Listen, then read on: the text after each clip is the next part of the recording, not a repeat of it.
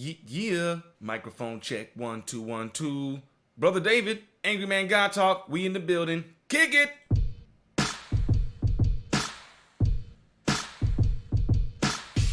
Yeah, some original music for that.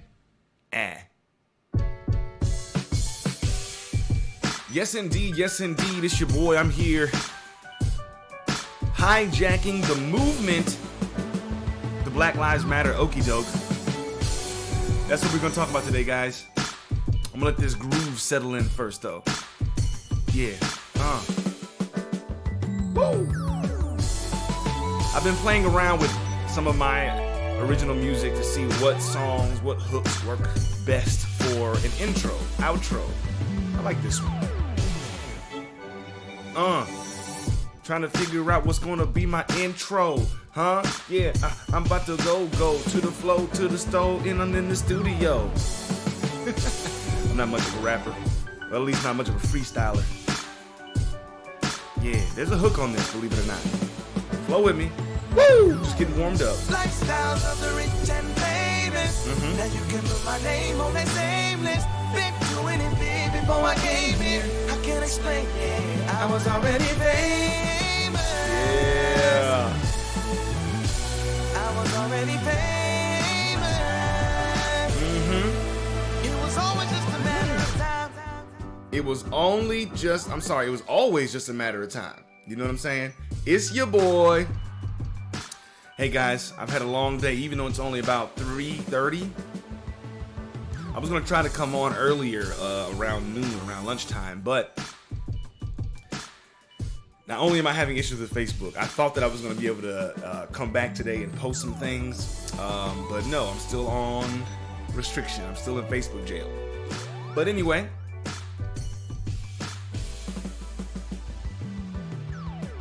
just trying to see what's happening with you guys. What's going down? Talk to me. Tell me what's cracking. Let me turn this down. Yeah, fade out.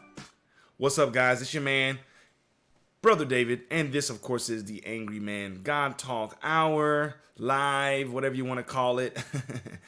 Truth be told, the actual Angry Man God Talk Hours are my podcast, in which I typically will interview someone for about an hour.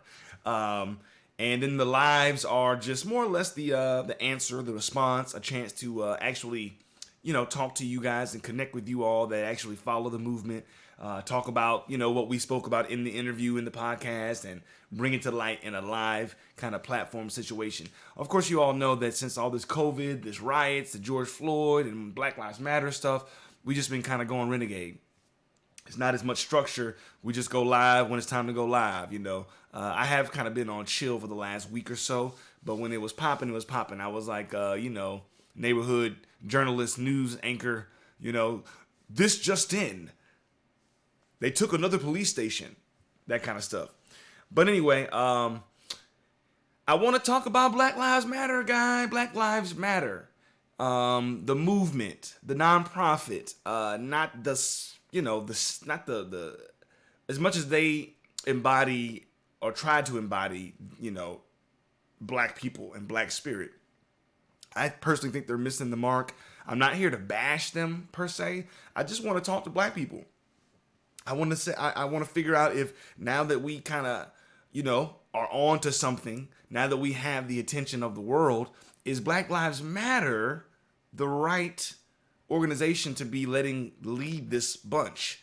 Many of you know me, and I follow ADOS, that's American Descendants of Slavery, founded by Antonio Moore and Yvette Carnell from Breaking Brown. Tone Talks is Antonio Moore's show. I've been kind of following them for quite some time, and they've quite frankly been the only ones on the front lines as far as a legitimate actual platform and discussion about reparations. Marianne Williamson was the only candidate that actually sat down with them. But when she was still in the race, all of those talking points about reparations, even though she got a lot of criticism, that came from her sit downs with Antonio Moore and Yvette Carnell. So again, look into them if you haven't heard of them. Antonio Moore, Yvette Carnell ADOS, that's ADOS. I do have my, feelings about, I mean, no movement is perfect. But again, we're here to talk about Black Lives Matter. It's not about being perfect. It's about the actual work that's being done. Ulterior motives, if there are some. I know some of you know that I've been more expressive about my conservatism these last few months. But please don't get it twisted. I am a black man, a proud American descendant of slavery, I guess. I'm a proud black American. So I'm not here to do, I think, what a lot of my conservative brothers and sisters have been guilty of doing, which is diminishing, things like police brutality or talking about black on black crime. That's not my shtick. I don't really believe in that rhetoric. But I still do believe, in spite of everything that's going on, including Trump going to Tulsa and doing a rally, including Black Lives Matter and all of its followers claiming that he is racist, talking about Trump, or that Republicans don't have their best interests in mind. I'm here to say that I don't believe that that's the case at all. So anyway, enough rambling. Hijacking the movement, that's the title that you see. The Black Lives Matter Okey Doke. What are our demands besides ending police brutality? So I got a lot of questions. Let me just unpack and kind of lay out a lot of topics here, and then we can get to them as we see fit. Yes, what are our demands? What's the point? What's the purpose of Black Lives Matter? What's their agenda? Again, we actually have the attention of not just the nation, internationally. We have never had such a large movement to this magnitude. I mean, I'm including going back to civil rights and MLK and Malcolm and Medgar Evers. I'm absolutely intentionally saying way more people are participating than that because we got Instagram, we got Twitter, we got social media, we got Facebook. So it was impossible to reach as many people. Hell, even back in the 90s during the LA riots. So, the time is now. The time is here. We have everybody watching, and I feel that all we're doing is asking for boss to be nice to us. And as many of you know how I roll, that ain't good enough, man. That is not good enough. I'm going to go specifically into I want to talk about how specifically does Black Lives Matter support black men and family. I happen to believe that they go hand in hand. I happen to believe that it's true that at least two, I think, of the founders of Black Lives Matter are out of the closet lesbian black women whose rhetoric often, no, I'm not going to use the word often, on occasion, I've seen rhetoric on their pages in which they imply or suggest that black men are somehow likened to white supremacists within the black community. I think most real Negroes, real ninjas, know that that's some of that bull stuff. We don't do that, guys. We don't do that. Is it cool that sisters are running this movement? I don't have a problem. I think a lot of people think that I am sexist. I might be a little old school. I'll even accept, because definitions are definitions, and I'm not gonna disagree with, if I am maybe a little chauvinistic in my ideals and opinions, that's fine. I know that I don't tear down women. I know that every girlfriend that I've had, and I feel like I can vouch, or not vouch, they can vouch. I have references, even though the relationship expired, like most do, I feel that they left better women than they were before. I know that kind of offends a lot of women and a lot of sisters because they're not old school. A lot of you new ninjas are women. A lot of you women are new ninjas, I should say. So even the word submission makes you cringe. And I think that that's some of that BS. So anyway, but again, the question is it cool that sisters are running this movement? Has it been cool that sisters been running the black community thus far? Yikes. I think you know where I'm going with that one. I want to get to this this Million Man March situation today, guys. Kind of along the same lines of where I'm going. I feel that this moment that is here and upon us, what we're seeing and who we are seeing come out of the woodworks, or those at the helm, are what I consider capitulators. And again, if we want to talk about Black Lives Matter, being founded and run by black lesbians. I'm not trying to say it with disdain per se. I'm just saying, again, Is it okay that they're running Black Lives Matter, and now Black Lives Matter is seen as the face of this protest and this movement? And now the money that's coming in, they are literally funneling it back to black women, black women's organizations. We all know that George Soros is behind them, at least, on the funding and sponsorship, and of course, therefore, controlling of the narrative side of the game. Is this good for us? And again, going back to the, here's our sisters out here leading the pack. Some, not all, some but all, I've had interactions with where they're being officially aggressive. Where the black men at? What y'all doing? We out here leading. We out here running the hood. What y'all doing? Come on, sister. Like, you clearly are on a level 3 out of 10 of intelligence, and I don't even want to talk to you. But what about the brothers? These are the brothers on the news. These are the brothers this is Columbia, South Carolina. That's where I'm from. I live in Aiken, South Carolina, just about an hour up the road from Columbia, where all the marching and the brothers looking like pimps and suave, feathers in the hat. I was really looking for. I saw some of my friends' lives who were there. Shout out to Brandon Upson, because I believe he's really doing the work. I believe it wasn't about him being suited and booted, even though he's always clean, but he actually spoke. He said some powerful words. I think that he gets it. He is my cousin, so maybe I'm being a little biased. But the vast majority of my friends that were there, that were going live, it seemed, and I'm not trying to put words in their mouth or speak for them, I did engage them and I wasn't enlightened. It seemed that their main goal was to look good. Look at it. It says right here, come in dress attire, please. I got nothing against black men looking sharp and looking good and putting on our Sunday's best. But again, is this what this is all about? Now that we got the world's attention, this is what we're doing? None of y'all talking about reparations. None of you. I've been watching. I've been engaged. None of you are asking for or demanding reparations. Instead, you want police brutality. Listen, thanks for the chokehold law. Appreciate it, I guess. But what else you got? Because again, my thoughts, you guys know how I do. No matter what we talk about politically, economically, people, and us having our corners, I'm always going to go back to the idea that if there's no barrier of protection in the black community, and we all know that there is not, because it's run by women, single women by and large, we can't talk or ask or demand no doggone police brutality. Like, what is that? The way I grew up with my father, proud to say, and by the way, that's another reason I didn't go live earlier, because my father got lost. Many of you know that he has dementia. He was gone for, he's wandered off a few times before, but this was a little bit, I actually got worried. Myself and one of our caregivers was out riding, separate cars, riding all around, going to his normal spots. But anyway, I remember the day in the 90s, not even that long ago, when my father, shout out to brothers like Reverend Reed and Reverend Williams. These are my father. My father was a pastor in Augusta for all of my life. And so his assistant pastors, these are good brothers, real brothers, brothers unafraid, brothers that during the time when my father was pastor in the hood, whenever something was going on, if the police were called, 9 times out of 10, the police or whoever was on would call my father. Hey, Reverend Bush, what's going on?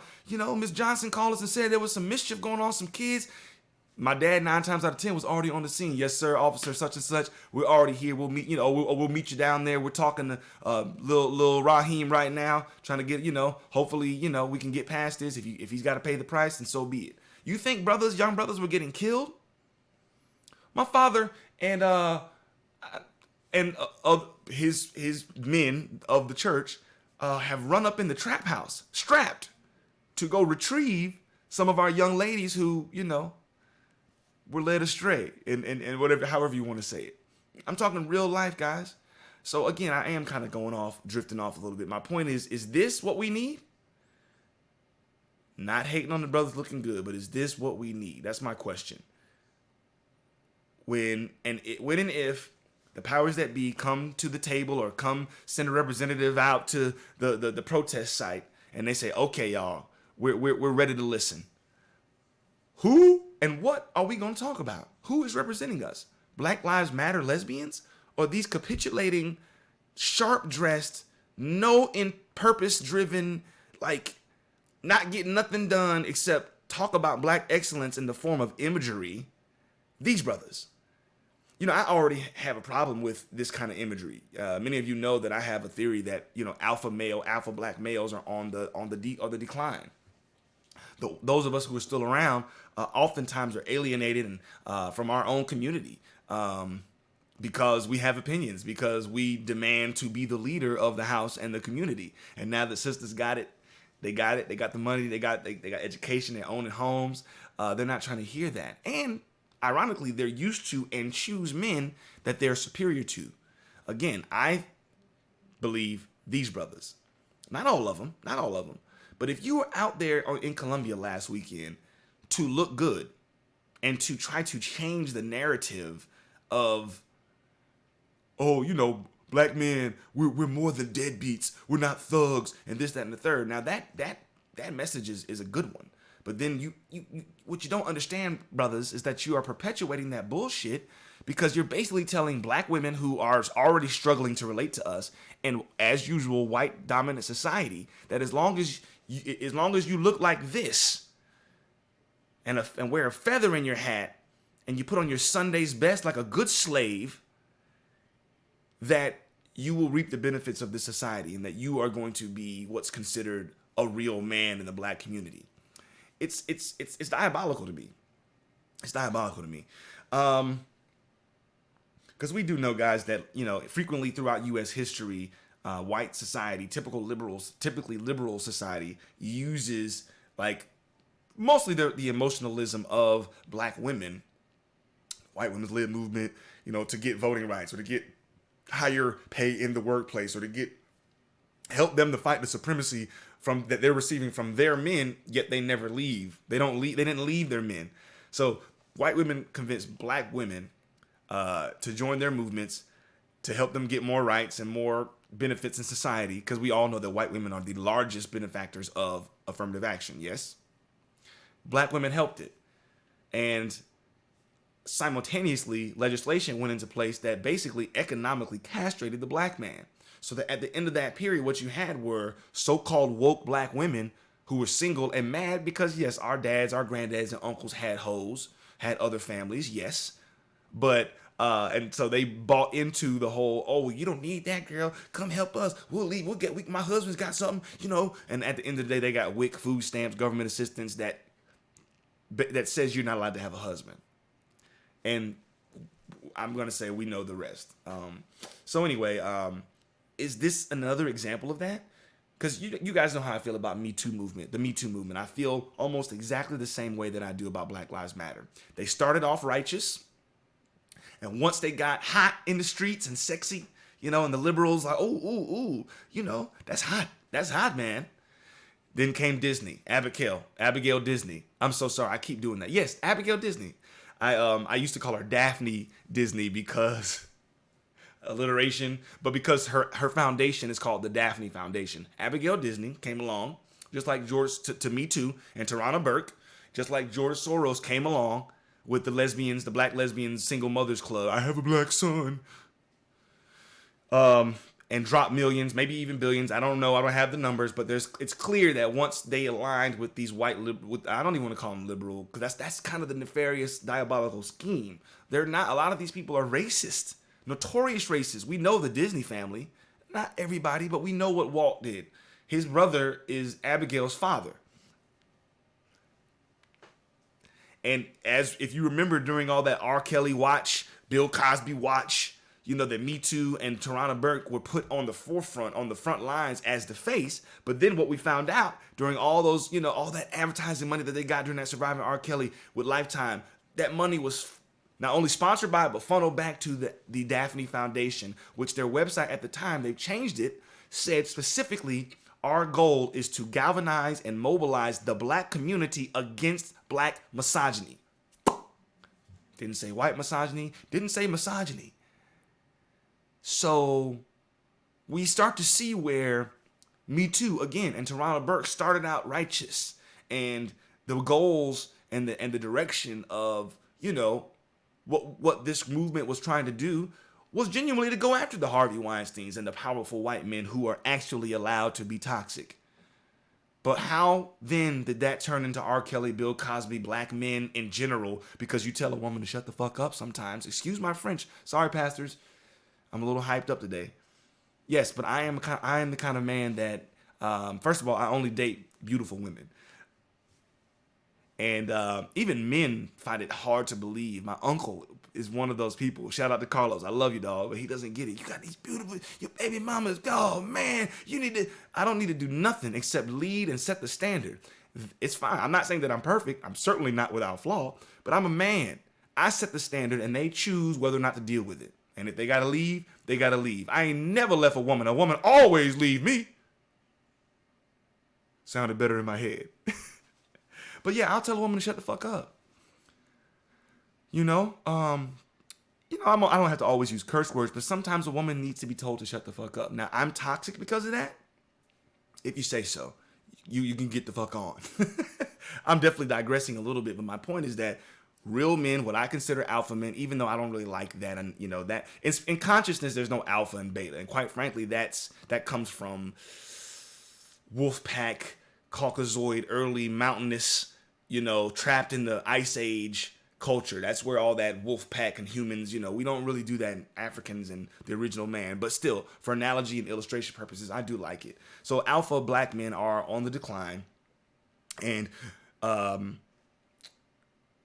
just feel like it's an okey doke, guys. I feel like it's an okey doke. So let me get back to it. So, sorry, just in case you have joined and I'm just rambling.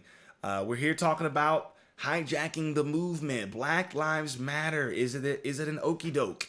What are our demands besides ending police brutality? Where and who's talking about reparations?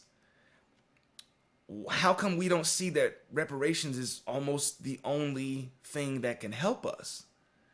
Well, I think it's because we have women leading the movement. No disrespect. We need women and men on the front lines, but we need leadership from men. Plain and simple. Sorry if you're uncomfortable with the truth. You've been led to be comfortable with lies for too long, and I'm here like a savior to give you an option out of destitution and your path to hell. Hey, okay. Got some of that muscadine wine, baby. I got muscadines out in my yard. They need to be pruned, but the grapes are coming in, y'all. I got 2 different kinds. Planted them 2 summers ago. Got a little garden out there. Yes, the grass is getting a little bit out of hand. I think that I can salvage it still. I keep saying I'm going to wake up at 6 in the morning, and I don't. At 9 o'clock, it's hot out there. Y'all know. Woo!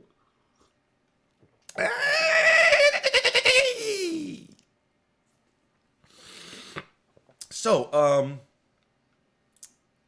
give me 1 second here. Give me 1 second here. Yeah. Oh, why are sisters so concerned with Breonna Taylor? I mean, on a simple surface level, I feel like I get it. I feel like I understand that. Well, the cops are still walking around free, so that part is fine. Like I don't have no beef with any sister who's saying, why aren't those cops arrested yet? I would like to know the same thing. We got to get that taken care of. But I think, as always, brothers, I'm sorry, beta male brothers who are scared to tell a woman to shut their ass up or tell them the truth, or they're thirsty trying to get some of that booty. And I don't, it's sad. It's a sad state of affairs out here in the community. But they're not willing to tell you the raw dog truth, which is we love Breonna. We support her and we're riding for her. Her situation is not separate from the overall facts that black men are a threat. Okay? She's lumped into that.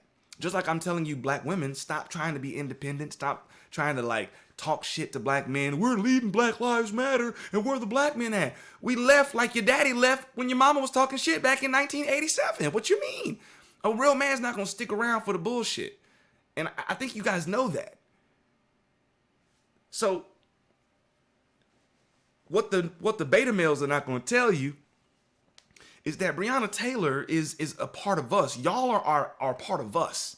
And even if you analyze and unpack the situation, Breonna Taylor didn't die because black women are a threat. If anything, she died because her man, the black beast, wide nose, big lips, breathing all the white man's air, that was the threat. He had the gun.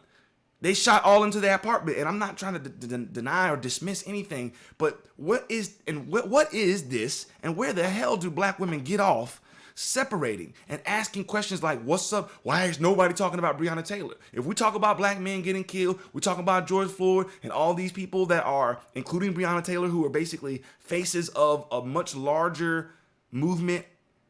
She's a part of that. Stop that. That's some of that white women's liberation rhetoric and talking points. And it's not welcomed. Kick rocks with that, with open-toed Jesus sandals. Ain't nobody got time for that. Stop asking that question. That's stupid. Why are we not talking about Breonna Taylor? We are. But you people are ridiculous. You don't understand that if we don't get black men straight, F the Breonna Taylors. I said it. You're a liar. You don't care about Breonna Taylor. If you're not trying to, you don't care about your black son, and you don't give a damn about Breonna Taylor, if you're not shutting the hell up when your baby daddy asks you to because he needs to be a man around his son. If you can't get along with your child's father, yet you're on the front lines at a Black Lives Matter protest talking about police brutality, you are the biggest hypocrite, and you are complicit in white supremacy. And your dumb ass don't even know it. Yeah. I'm coming hard today. Muscadine wine.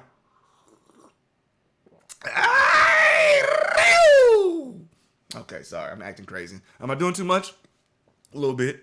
Don't forget to hit the Cash App. Everything social media is at Angry Man God Talk. Twitter, social media.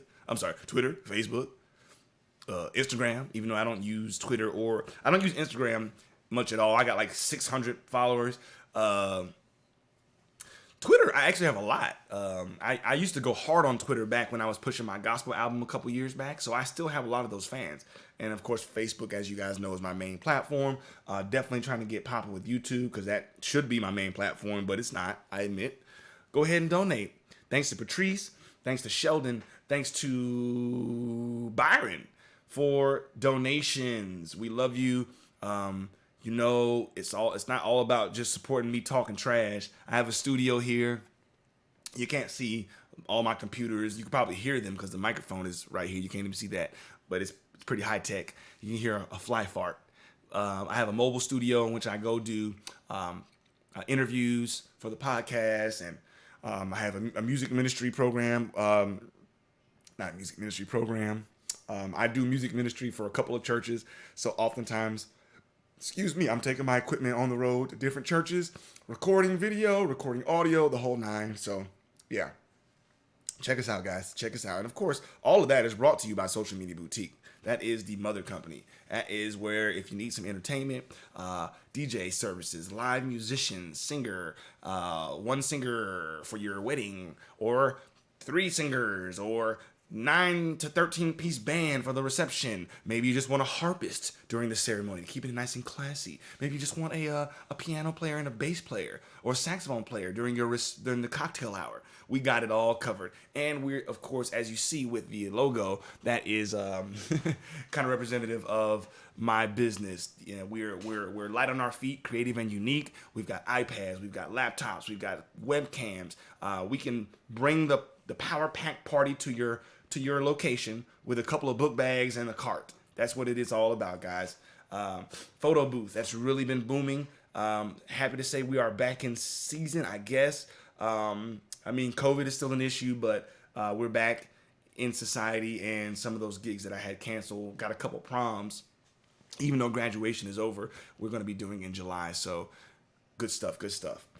Anyway, back to the topic at hand. Were groups like Black Lives Matter and Me Too righteous before the billionaires stepped in, George Soros, and of course the Disney or the Daphne Foundation, which is run by Abigail Disney, Walt's niece? I happen to believe that they were righteous at first. Tarana Burke says it in an interview. I don't know if you can find it, because it's funny when you look for some of those old clips and sound bites where they're keeping it real. You can't find them no more now that they got the money. So I remember seeing an interview where Tarana Burke says, when I first started Me Too, it was specifically to help and to provide support, resources to young black girls who were abused, raped, assaulted, that kind of thing. And that was their goal. That was their purpose. See, that's something that the black community can get behind. But the moment that the movement got sexy and Hollywooders and whoever, the higher ups, got wind of what was going on, you had the Abigail Disneys and the Daphne Foundations and the Disney Billions coming saying, hey, why don't you guys spruce this up and do this and do that and switch the name and the hashtag up and we can get you a lifetime deal. And she even said it. That was when things like changed overnight. Now, she didn't say that I sold my soul to the devil and now my movement is on some bullshit. But she, confirmed that which I already thought, which is that she sold her soul and her movement for some bullshit. Well, no, for some money. Sorry. I feel the same way about Black Lives Matter. Okay? I don't believe that those sisters love black men. So that if you don't love black men, you don't love black people. That's a fact. You feminist, lesbian, or even you heterosexual feminist, you're on some bullshit and you're helping white dominance. You're helping white supremacy, whatever it is. And I want to talk about that as well. I'm from the South, Bible Belt. I used to say it jokingly, but it was always jokingly serious. Like, I'm from the South. Like, I know about good old boys. Went to school with them, played football with them. Some of them are some of the most God-fearing, nice people. So I hate to sound like Trump. The racism that I've experienced was post-college in the corporate, high up corporate paying, I did some stuff. I worked in commercial banking for a few years after college. And that liberal kind of smile in your face, backstabbing you, sabotaging your rise to success, I was around watching when, black women kind of started to rise in the corporate world. It was cool until the white bosses were like, oh, no, David, we don't need you for this project. We're going to let Sharonda do it. Again, you can call me jealous if you want to. I'm not. I love when sisters succeed. But it ain't never no black girl magic if you're independent from the black community, if you're independent from black men, and sure enough, most sisters have a false sense of an idea of what their success even means. Had a friend that recently said, we were talking about, the wealth gap and whether or not the black collective is successful. She completely disagreed and was like, well, are you sure? Because aren't black women the most educated? Yeah, but how come y'all still broke? How come 2.6% of... But she's right, though, before I get into, tearing down her stupid point. That was a joke. She's correct that, black women have surpassed black men in regard to home ownership, business ownership, car ownership, education, degrees. They got everything. They got degrees. They got Juris Doctorates. They got, doctorates. They got PhDs, all that kind of stuff. Same thing. Master's degree. And yet they're still running businesses with one employee. No disrespect, because that's exactly how Social Media Boutique is.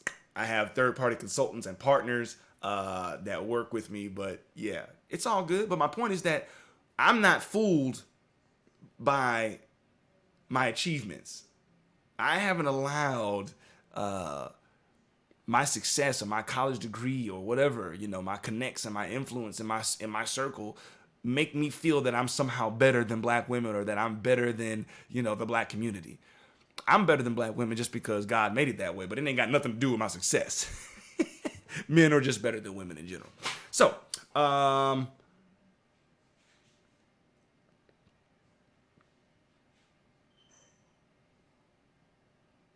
think that's pretty much it. Before, I don't want to get to rambling. I'm pretty sure I have notes here and I basically bounced around, but, what about what about this protest is real? I actually feel like even though the little ninjas in skinny jeans and slides have been getting busy during the riots and the looting, they tore shit up. And they are the reason, let's just be real, that the world is paying attention. Police precincts getting taken over and, fires and cities burning. That's the only reason, let's just be real. Not because you Black Lives Matter lesbians. Not because of you, hold on. Yeah, not because of y'all. Damn sure ain't because of these niggas. Oh, we look sharp. Sunday's best. Y'all ain't doing nothing. Because y'all even, y'all are quite frankly the ones that should be speaking and talking now that the little ninjas have tore shit up and made people say, uh-oh, we better pay attention to this. So all y'all got is police brutality? You want balls to be nice to us, boy? That's what you want? You want Master to be nice? No, fool. Put black men where they're supposed to, back at the helm. We didn't have these issues. Dog, even during Jim Crow, I shouldn't speak so soon, but I feel pretty confident, even if I look up the numbers, that even during Jim Crow, when the KKK was running rampant and lynching Negroes, I believe that there was still more protection than there is now for the Trayvons and the Eric Garners and the respect level. I know Eric was a grown man, but still, like there's no, when we had gun clubs, even if they weren't officially called that back then, but when black men had their rifles and they, went to church and were just, again, I'm not saying the KKK didn't do their thing. Please hear my words. But I'm saying that our community was more protected, in my opinion, than it is now that women are running this shit.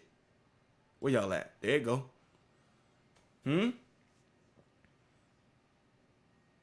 Got the nerve to talk about where y'all at. Where we been for the last 20, 30 years, away from your ratchet ass. Waiting and hoping for the day that our child gets old enough and can come talk to us on their own without you.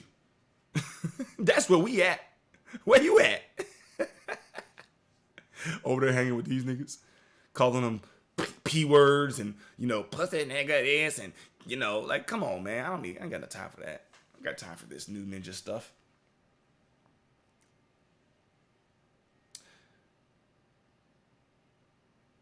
Y'all are so focused on Trump, man. I'm so confused. Like, on one hand, I understand it's a lot of melee, it's a lot of chaos, it is a lot of confusion. But why are y'all so confused? Like, this is the time where we should be like, we know exactly what the problem is. This is what we know is going to fix the problem. Not fix the problem, but what plan? I'm bouncing around. What plan do you people have, y'all? Huh? That does what could you possibly think is going to help us if you're not demanding reparations? If you're not marching up, if you're not going to the Capitol and saying we're not leaving until every black American that can prove they have a slave ancestor gets $250,000, and we'll settle for $100K a piece. Like, what part of what you're doing do you think is successful? You really think that marching in suits and demanding police brutality reform, a chokehold, this is what you people think is what it's all about? This is the biggest okey doke I've ever seen. And I started off, kind of like, is Black Lives Matter the okey doke? But I'm starting to think that black people, including Black Lives Matter, we're all okey doked. Like, but all the money that's coming, just like, I feel like all the change and reform that's coming, just like back in the NAACP days when we started off when we wanted equality and we wanted better desks and books and things, we wanted equality in our neighborhood, okay?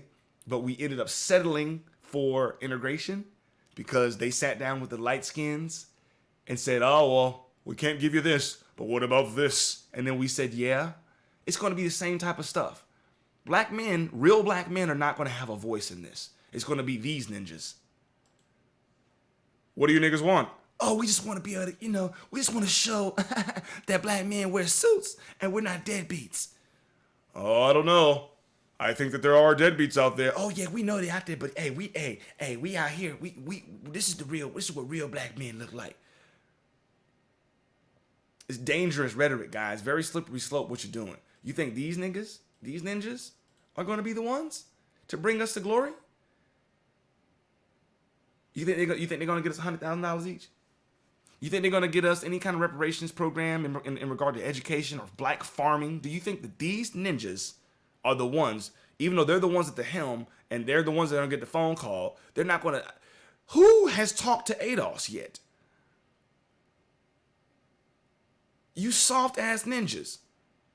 None of y'all call Tone. None of y'all call Yvette.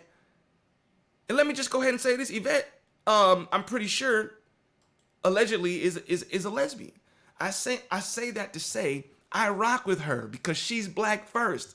I don't care who calls me homophobic. I'm way above you and way above that rhetoric, because I love and work with black people. If you're gay, if you're a Republican, if you're a Democrat, if you're a preacher, if you're a damn a foreman, as long as black goes before that, you a Christian, you a Muslim, as long as you identify as a black Christian, as long as you identify as a black homosexual, then I know I can have a conversation with you. Yvette Carnell ain't confused. Little Richard wasn't confused. Little Richard was always talking about how America tried to emasculate him so that he could be more palatable to the world in regard to record sales. He knew that, and he was legitimately LGBTQ LMNOP. So save me with that black men are homophobic bullshit, because you're a liar. And again, you, just like them and these ninjas, are a part of the Okey Doke, because you're perpetuating a false narrative. Black people have never been collectively homophobic. And if you're talking about cracking jokes on your cousin, then you're on some bullshit. You know why? Because historically, you look during the Harlem Renaissance. Anytime black members of the black community were known or even out of the closet, they were protected by who? White society? No, the black church. Whenever the Klan were running around trying to kill them, where did they go? The black church. Black people. Yeah, the same black cousins that got some, couple roasts here and there. Nigga, you come around here wearing a net shirt showing your nipple, you deserve for me to crack a joke. But don't call me homophobic. I love black people no matter who they are. But they and women do not need to be running the community, nor Black Lives Matter. And because they do, I don't F with Black Lives Matter. They're fakers. Now, where I'm at, I don't know if they know they're fakers. I don't know if they know that they're perpetuating the bullshit. At this point, it doesn't really matter. I would like to give them a little chance to wake up, but it doesn't matter.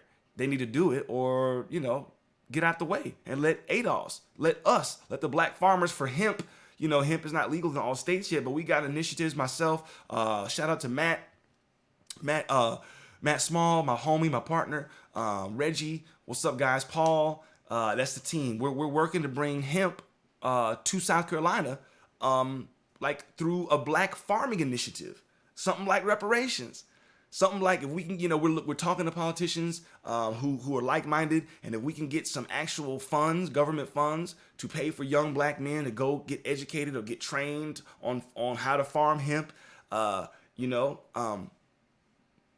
on out and get a job. I know it's not full reparations, but again, I'm just saying, there's a lot of real talk that can be going on now that the world is looking at us and paying attention to this whole George Floyd situation. But we got black lesbians and soft-ass dudes in suits talking and protesting, talking about end police brutality. That ain't gonna do shit. If you don't help the black man get back where he's supposed to be in regard to being the barrier of protection in the community, then asking for police brutality is some bullshit. Asking for cops to not do the chokehold is some bullshit. I'm not interested in what you gotta say, woman. I got a black son, but how come you can't get along with his black daddy? Cause you raggedy. So save me with all that stuff, man. I need real niggas back at the helm of this movement. Otherwise, I can't be a part of it. Y'all wonder why I'm about to vote for Trump? Cause we got money. And you niggas is fake. That's why. I may as well vote for Trump. You niggas ain't on shit. Y'all talk about police brutality. You talk the same women that go toe to toe with me about parenting, co-parenting, and how y'all supposed to submit and get back to being a righteous woman. And even if you got education and your man is a garbage man, you need to shut the hell up sometime and let him be a man. The same women that I argue with about that are the same women claiming to be because I have a black son. Get the fuck out of here. Get the fuck out of here, man. Now I expect a woman to do that because she's a woman. And I'm going to go as far as to say, it's not all their fault because they haven't been led by real men in decades. So no wonder they're all over the place. That's what a woman does. But I'm still not letting you off the hook. These brothers, where y'all at? These suit-wearing niggas in Colombia that marched and were looking good, doing the Kappa shimmy, and then when they got to the steps, talking about we just want police to be nice to us. They didn't demand no reparations. They didn't do nothing aggressive because they're soft. That's who you want to run the black community? Let me tell you something, guys. I'm getting like Marcus Garvey, dog. I'm getting worse than Marcus Garvey, though. Because not only do I want to leave spiritually, whether that be on my own land somewhere or and just kind of go off the grid. I'm already kind of doing that, with running my own business. I got some land, not doing a great job at it, but we got doing a little bit of farming and looking to do some irrigation, get a couple wells dug. I want to turn my land in Beach Island into a gun range, and join in with a shout out to the urban sharpshooters in South Carolina up the road, I believe in Wagner. I want to join in with them. I've been in communication with them. You guys know that I joined NAGA recently, so that's what I'm interested in. So I'm on some like go off the grid, mind my own business. Don't mess with you new niggas. Like we got to go to Africa. Like Marcus Garvey talking about, we got to go back to Africa. But I'm on some shit where if we talking about spiritual or figurative going back to Africa, I'm the nigga that's gonna be stepping on your hands when you try to get in my lifeboat. When you realize we leaving and they're like, oh, wait for us. I'm kicking you in the face when you try to get in the boat with me because I know you're not real. And you the nigga that's going to get in my boat and probably sink it and kill me and my family. I'm disgusted with where we are as a community. Because the stuff that we're claiming is supposed to be good and helping us is some BS. Black Lives Matter. I'm not saying that their intention. If you remember, I compared them to like the Me Too movement. And Tarana Burke. I believe very much so like that. The intended purpose in the beginning was a righteous one. But once white billionaire money came onto the scene, you became basically a high-paid slave house nigga. That's what happened to Tarana Burke. That's what happened to these lesbians that run Black Lives Matter, talking about a black son. That shit is so strange to me. And I think that's good. That's it. I got hyphy. I need to actually have some more things that I need to do before the day ends, and it's almost 5 o'clock. So love you guys. Talk to you later. Woo! Yeah. Angry Man got Talk. Where the music at? Let the music play. We'll get away. Yeah. It's been a journey. Filled with blood, sweat, and tears. I never worry because I have no fear. I'm a warrior. Yes, I'm a